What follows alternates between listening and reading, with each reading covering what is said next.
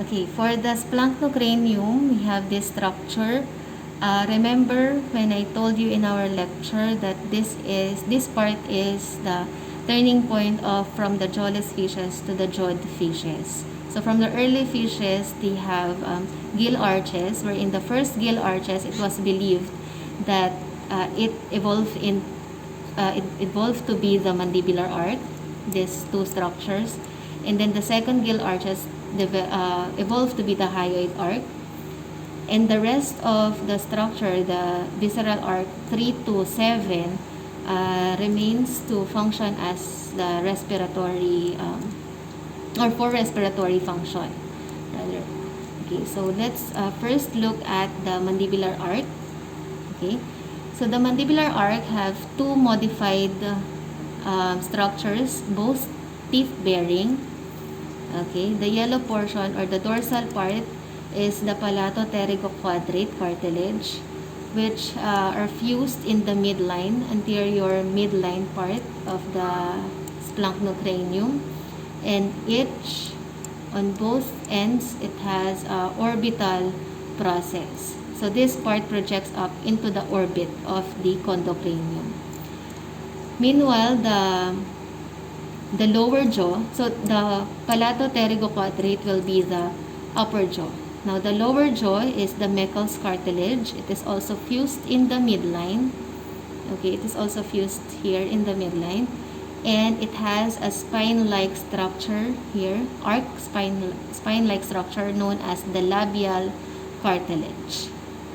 Okay, now let's proceed with the hyoid arch.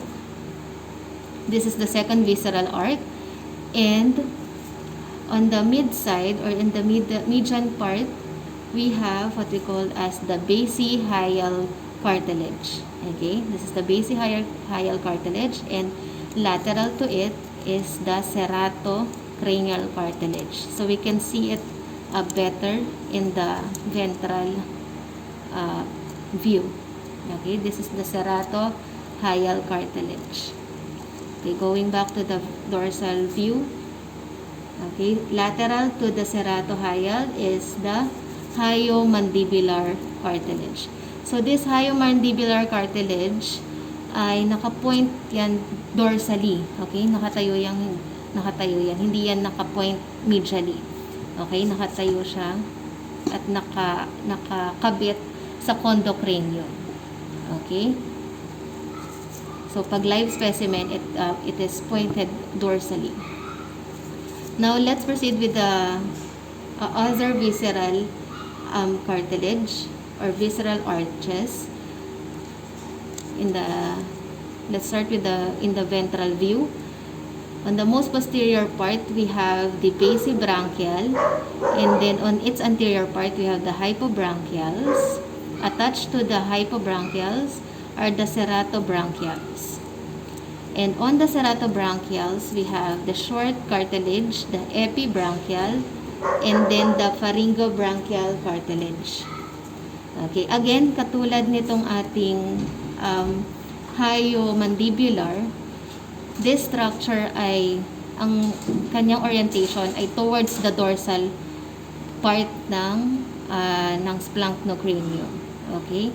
Hindi siya nakayakap medially. Okay? Naka-attach yan sa, papunta sa dorsal area.